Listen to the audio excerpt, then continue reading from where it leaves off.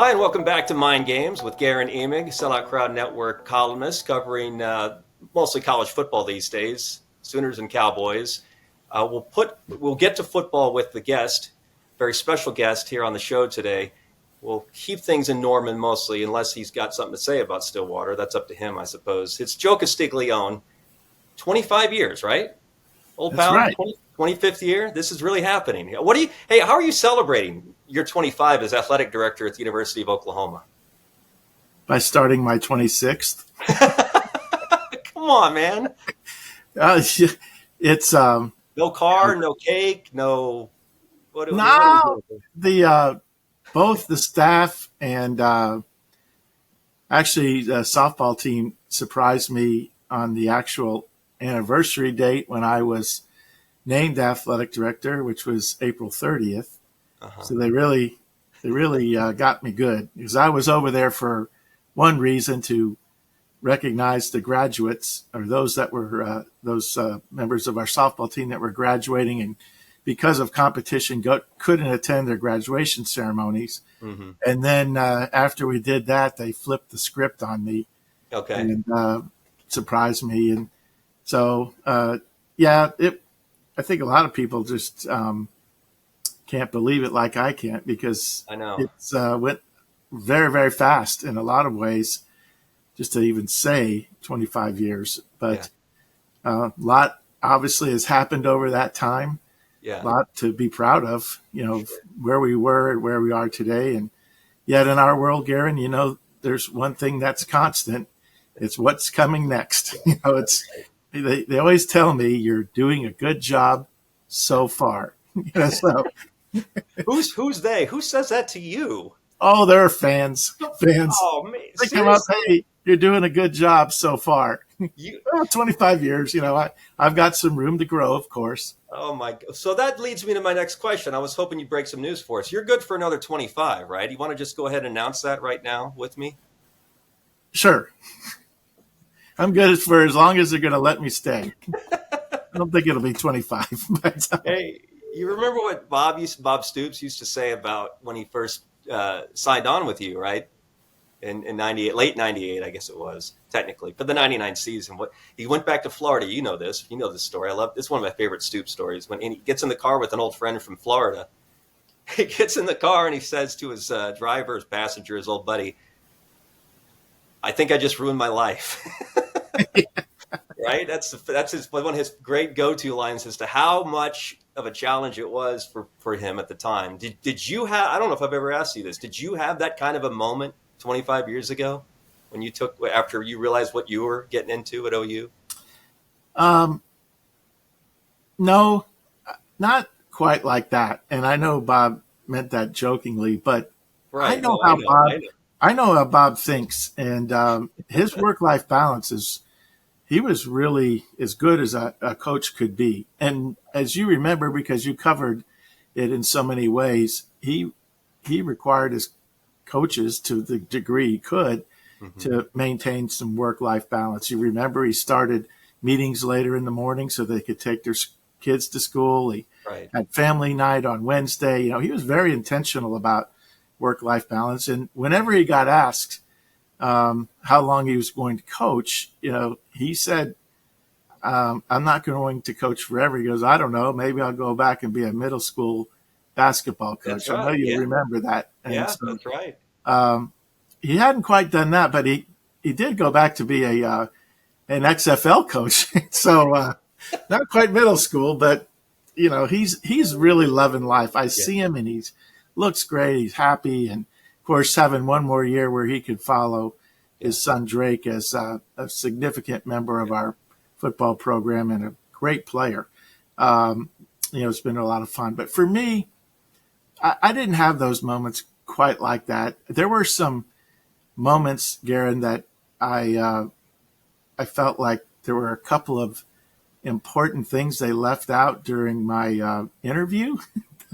I would ask, why didn't you tell me this? So I have this saying that, if you turn over a rock, you don't just get to replace it back on top of what you found underneath it. So part of coming in here was obviously having a 30, 60, 100-day plan, meeting people, listening a lot, trying to learn everything about Oklahoma before he made, significant decisions. But I had a vision. But I also knew there were some significant problems as well. And so as I was uncovering several of them, they were surprises. So I went back to President Bourne at the time and said, "Did you forget to tell me something?" And he would always say, "Well, if I told you everything, I was afraid you wouldn't come." So I believe it. yeah. I believe it. Well, here you are 25 years later, and you've sort of become something of a model, right, for a lot of your peers and other, go to love, A-list programs to follow. It hasn't been an easy ride, I know, for you, and it's still not easy. Joe, the last time you and I had a conversation about your work and what you're facing, it was in the middle of Kane's Ballroom here in Tulsa over a year ago, and there was a lot of stuff coming down at the time, and you were pretty frank with me about your concern over the future of, I think we termed it, the enterprise. You were legitimately concerned. I have not had the chance, for this reason or that, since then, to ask a follow-up. So I'll take that opportunity here on Mind Games. You feel better, or how are you seeing things a year later? Well, we've adjusted to several parts of the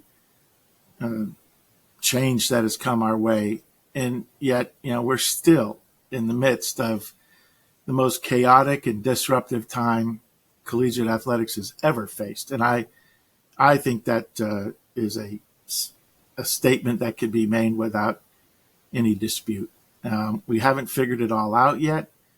We've adjusted the best we can. We're still living in a unregulated environment. We've seen certain things accelerate or evolve, in probably ways that, maybe faster than some could have expected. Mm-hmm. And how we're dealing with player acquisition and recruiting, if you will, and then retention once they're on your roster. And that's happening in all sports and all the factors that are going into that. Obviously, we're leaning in to doing our very best in all the spaces that we can and do it in a permissible fashion. So following the rules, as limited as they may be, guidance from the NCAA. We've actually seen some interpretations of the IRS now stepping in and giving their view on how some of the NLI opportunities funded through collectives, how some have sold those as charitable contributions, and the IRS said no, they're not. So there's been a pivot there.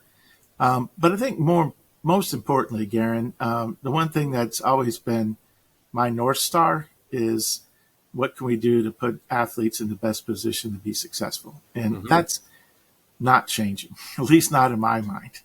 I think the way we go forward in college athletics needs to be better defined. We don't quite yet have the right type of strategy to adjust to what the 21st century model of college athletics should be.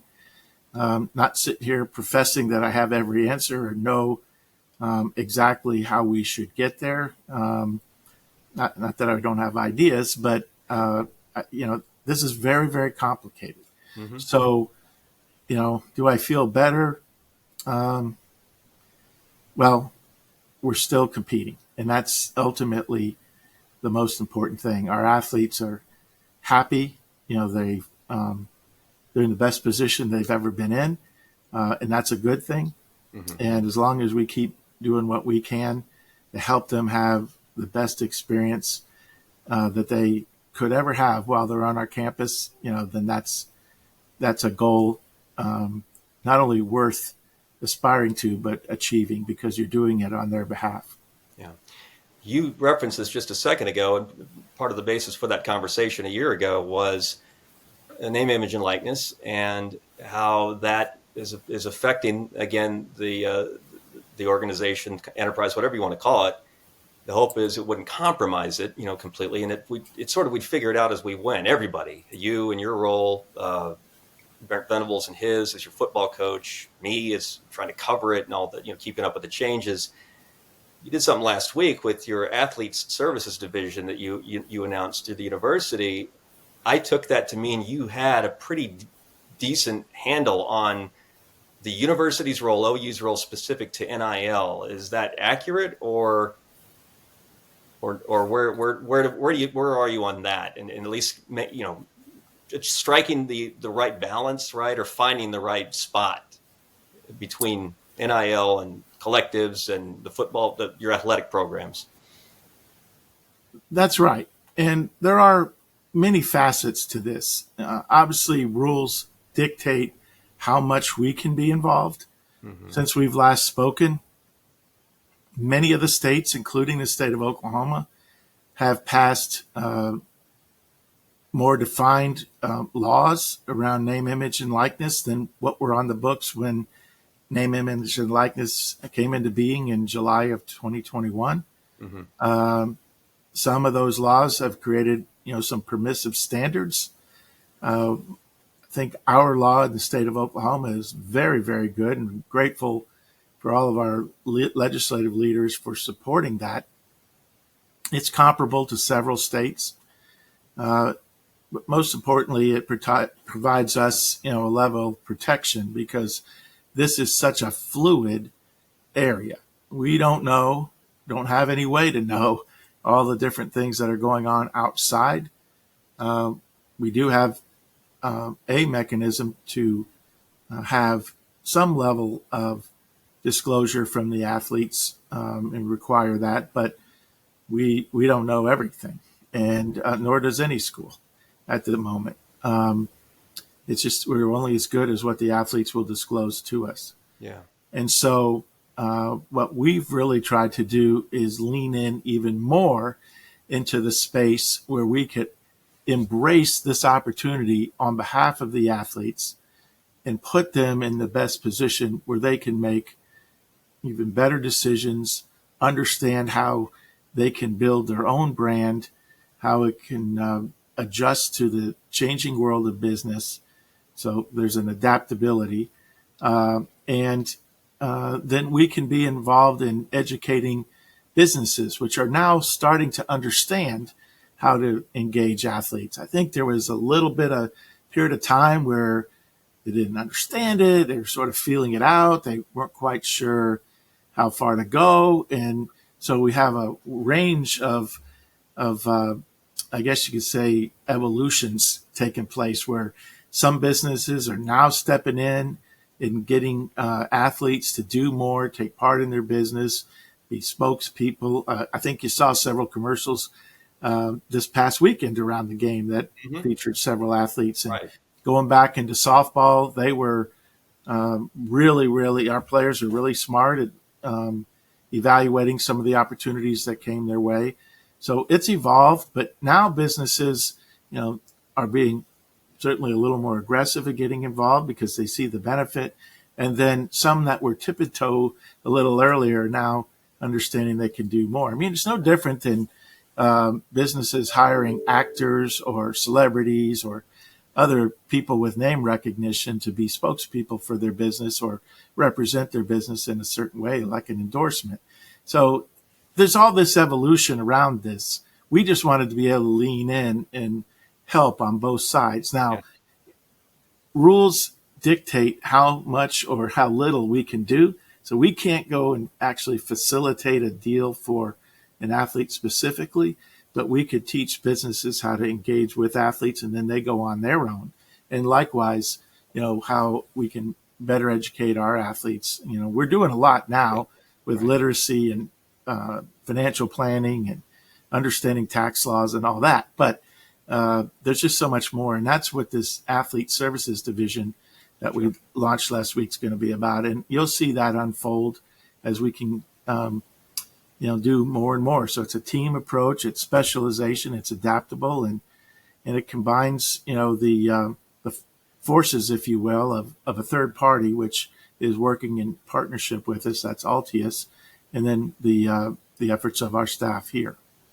Joe, I think the perception is, and I think this is fairly accurate, that everything that you do, whether it's NIL related, whether it's facilities related, whether it's football scheduling or softball or basketball, what have you, is done with where you're headed in mind. In other words, we need to be here to better fit into our future home, right? The SEC.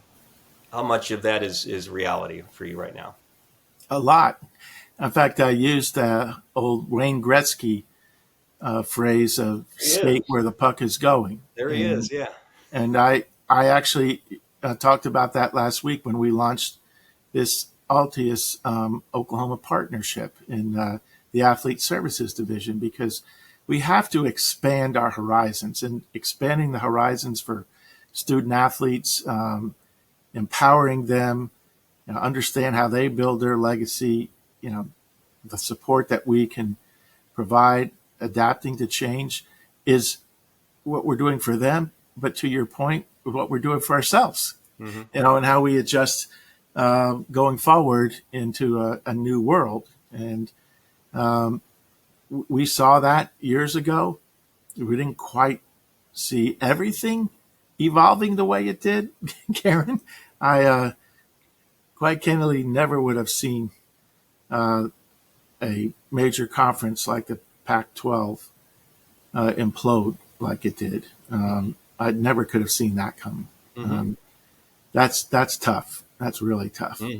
But people are adjusting, and they made decisions that they felt like were in their best interest, just like Oklahoma did in supporting its best interests. And doesn't mean you don't understand what making those decisions create, but in the long run, we're charged with providing unwavering, strong leadership for the universities we represent, and you try to do everything with dignity and class and in a forward-thinking mindset that best represents what your university needs, not just today, but in the future.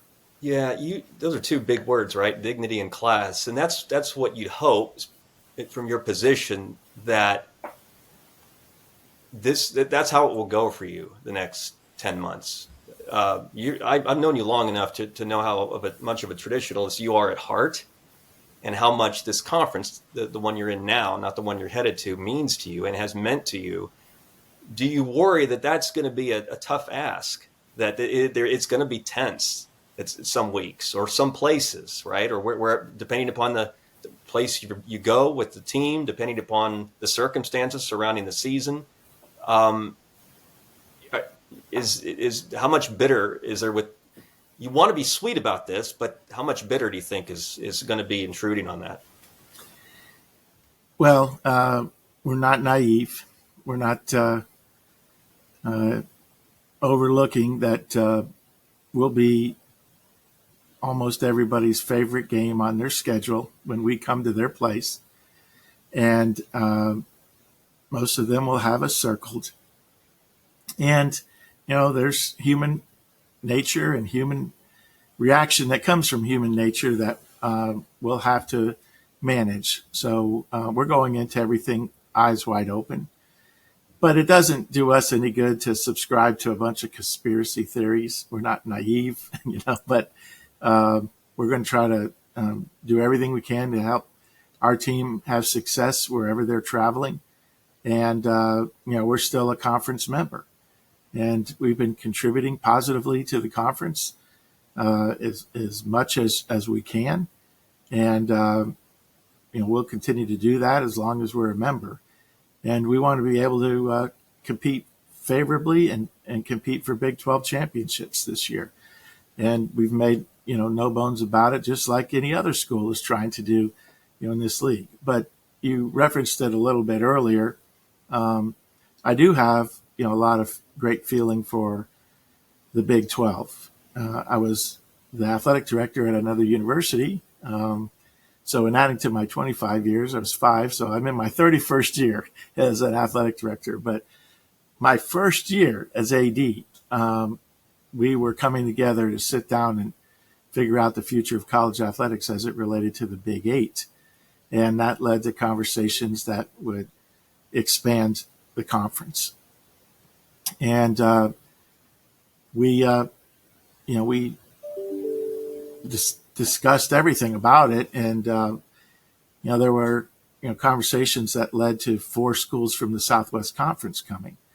So we didn't call them Power 5 conferences back then, but that movement of basically half of the league at that time coming to join the 8 traditional schools to make the Big 12, really changed the course that the 4 remaining schools went to other conferences. But it's just a way of the way world is changing, and we saw it changing then, and we had an excellent league, and had our league stay together instead of losing a couple members in 2010, and then about a year and a half later with 2 more. Who knows? What would have been taking place in today's world. That was a great league, and so maybe everything's still intact. But every time change occurs, it's preceded by a reason for change. And unfortunately, in our world, a lot of times that's been the expansion of television opportunities, which generate, additional revenue, needed revenue to continue to support our programs. And so when that happens, people are looking for ways to, increase the value. And sometimes that's been the impetus for conference change. So I go through, my mind and all the other changes that have taken place in the last 10 or 12 years. I can't necessarily say it was 1 or 2 factors, but I think it's the collective evolution that related to the reason we saw the world moving in a certain direction and felt like we had to do make the decisions that we did. But we want to leave the Big 12 in the best possible way. And since that time, that announcement, Guerin, that was too another thing that's happened since we've talked the last time, is that as the world changed, more conference expansion occurred, teams moving here and there, conference playoff expansion. It actually incentivized the Big 12 to think about whether or not Oklahoma and Texas should stay, through 2025. You'll remember, the last time we were talking, that we committed to stay through the entirety of our agreements. We were going to honor everything, unlike a lot of things going on, but we were going to stay. And but then things changed, and there's an incentive to do something different. So that's how we worked through the last 7 or 8 months, and we're leaving to go to the SEC starting July of 2024 instead of July of 2025.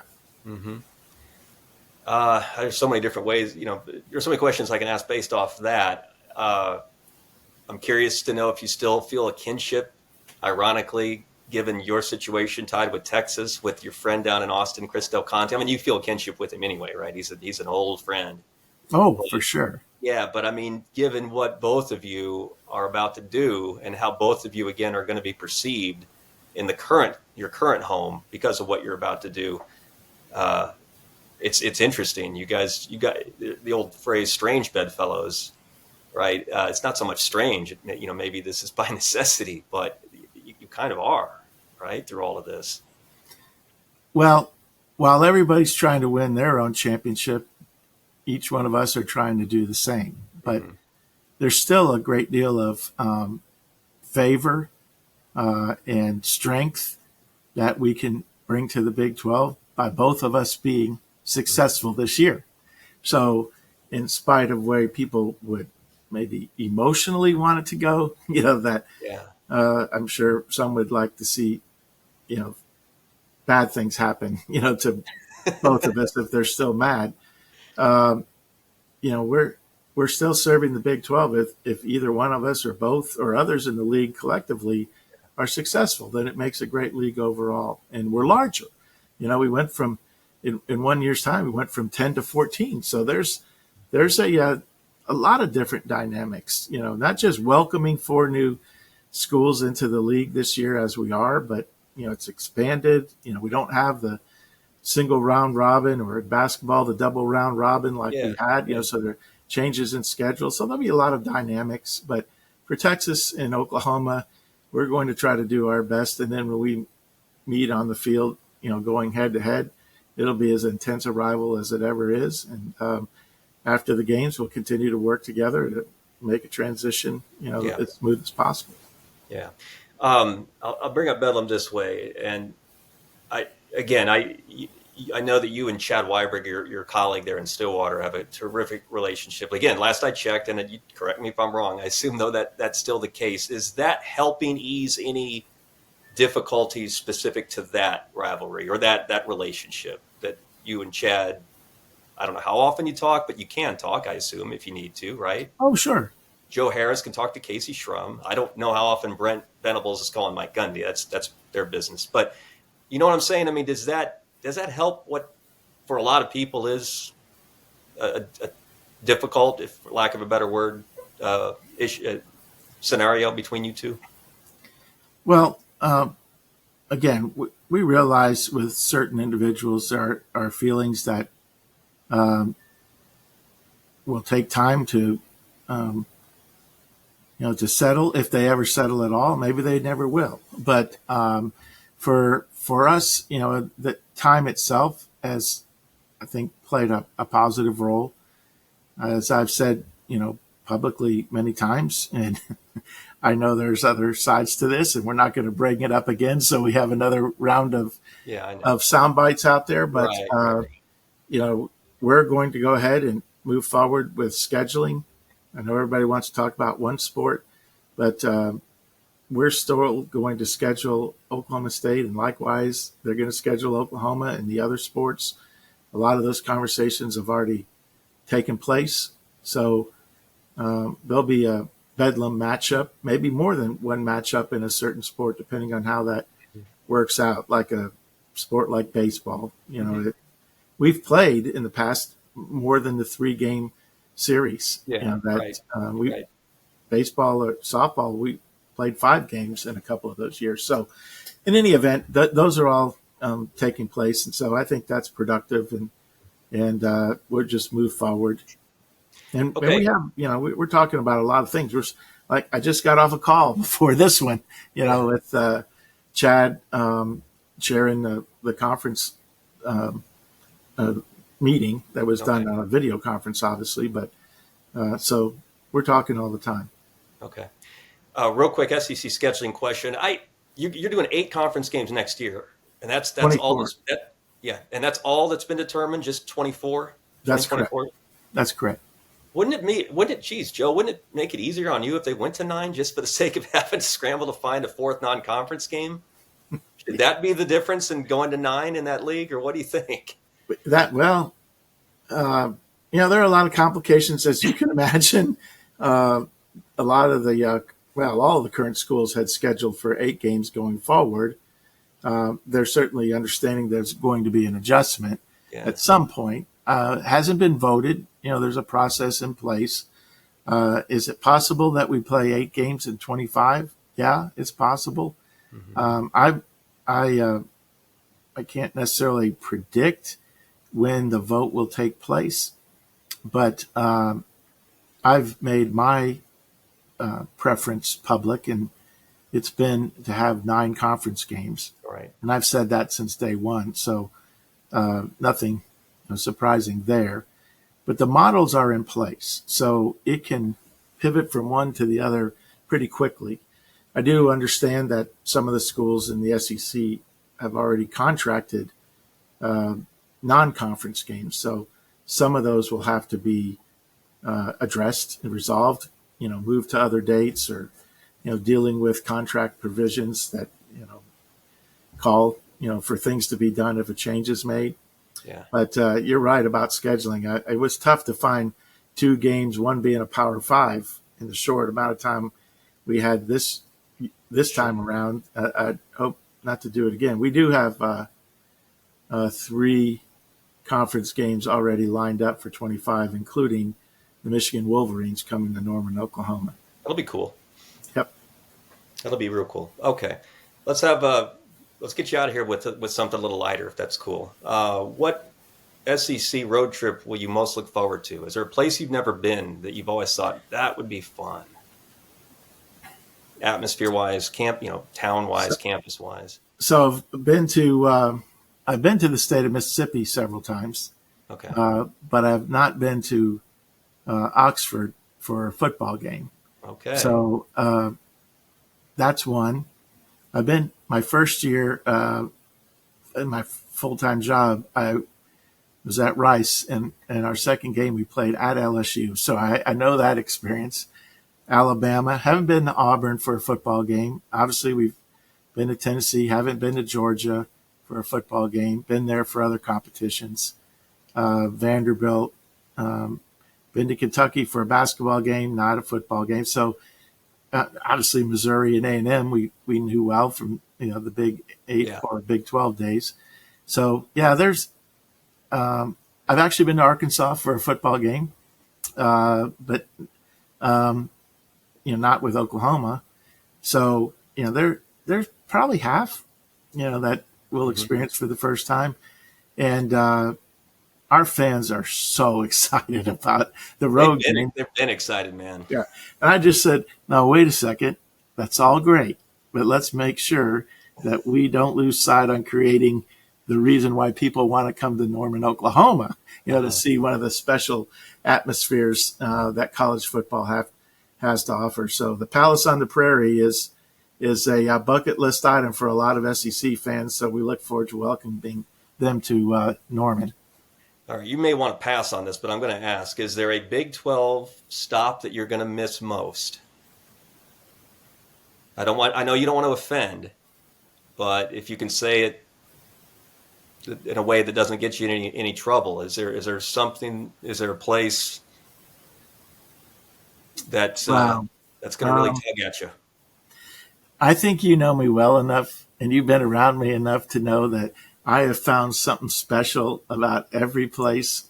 So, Special breakfast spot is what I know. or dinner. Yeah. Or dinner or some tradition, so there's, because I've been associated with the Big 8, Big 12 since the fall of '81 when I came to the University of Missouri. That's a long time. Except this Big 12 basketball tournament will be the last one, and I started going in 1982. And except for the 5 years that I was on the men's basketball committee, so obviously I couldn't be there because that's the time when the basketball committee assembles to, selection week. Yeah. I've been at every Big 12 basketball tournament since the 1992 game, so to 2024. So that, and Kansas City is such a great place for it. That'll be a tough one. To me, Joe, that's the toughest one for me. I know we're supposed to keep it on football, but there's just nothing like Kansas City during Big 12 week, right? For March, right? Just the city goes on, and not every place goes all out for hoops anymore. You know this. No, And that's just it has been amazing. It continues to be. Leroy Combs was playing for Oklahoma State, and I see him all the time. Especially as my kids were coming up playing basketball, and he was coaching. He's in Oklahoma City, and he was playing for Oklahoma State that in 1982, and Paul Hansen's team beat us, and we were and I was at Missouri. We were in the midst of winning 4 straight Big 8 championships, and they beat us. And so I always, every time I see Leroy, we always talk about that first game. So yeah, but football, everything is, there's something great about every place. I honestly would have to, stop and think it, you could really, and for a guy that spent all those years at Missouri, I can even find something special about Lawrence, Kansas. So you better be careful. You know who you're talking to here, right? I got a little Lawrence in me still. I don't broadcast that publicly with everybody, but you know me well enough. So be careful. So it'll be, yeah. And look, I can't predict this, but I certainly don't have any issue with scheduling Big 12 teams in the future. We just did. We have Houston That's right. on a home and home.